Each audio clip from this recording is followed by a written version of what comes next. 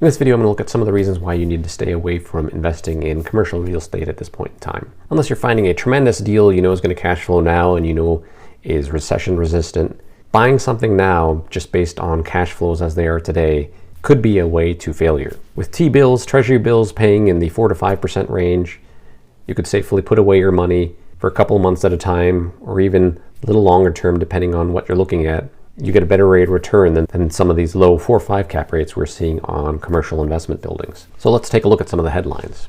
Here's an article from Reuters.com. Banks report continued pain on commercial real estate loans.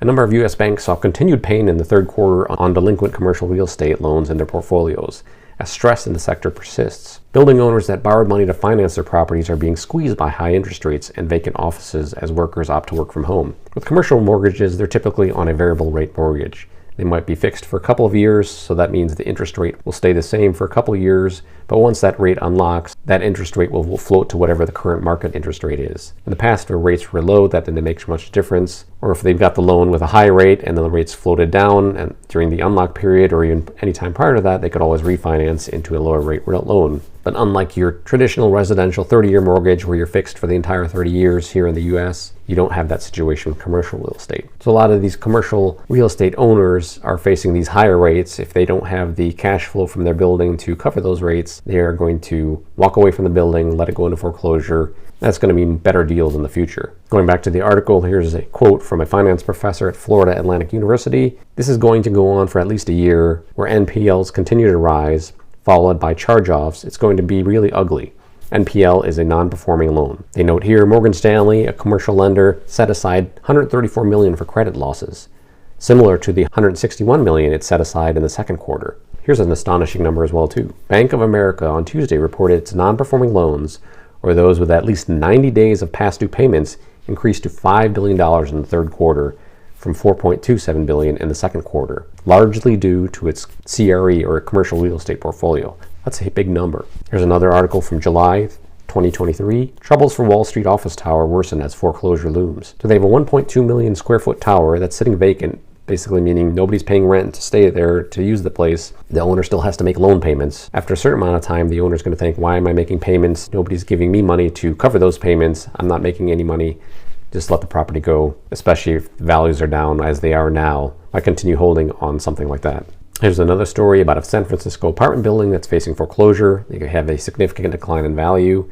Building's value reportedly went from $540 million to $279 million. That's a big drop. It's a 754 unit complex that has a $384 million loan on it. Now the current value is $279 million. Now if you're the owner, you're looking at that in terms of investments. You owe more than it's currently worth. In a lot of those situations, especially these are owned by corporations, they're owned by individual LLCs, they can isolate it from their own personal assets, which means the smartest decision in this case is just to walk away. Let it go to the bank, let the bank deal with it.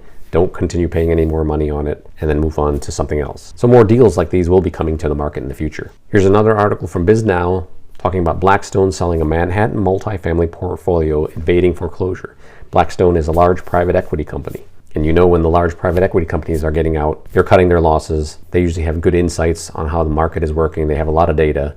So the fact that they're getting out means that maybe we should step back, not necessarily make a purchase unless it's a screaming great deal. So in this article from CoStar, they talk about the Blackstone sale. So they sold a majority stake in their 11 property multifamily portfolio in New York. They're the world's largest commercial real estate owner, and they're looking to focus more on residential rental investments. This move comes as New York-based Blackstone, like most landlords, have also been dealing with looming loan payments in a challenging economic environment where rates are much higher than they were in the past. So they had $270 million floating rate commercial loan that was set to mature in this month. And this article is from August 31st, 2023. So the fact that these large companies are getting out, banks are bracing themselves for a default wave. That means that if you're looking to invest in commercial real estate, you need to think twice. Make sure those numbers say it's a screaming buy. If we do go into recession, that whatever tenants you have in there will stay within that building and continue to pay rent. In a lot of situations during a recessionary period, tenants might want to stay in there, but they're going to ask for rent concessions. Hey, we can't afford this anymore. Our business is down 20%, 30%. We need to reduce our lease rates by 20, 30%. If you as a commercial real estate investor can't absorb those reductions in rent and still continue to make your mortgage payments, you're also going to quickly find yourselves underwater and being forced to liquidate that building or send the keys back to the lender. That's all I have for this video. If you found it to be informative, helpful, please hit that like button so others can find it as well too. Thank you for watching, and I'll see you in the next video.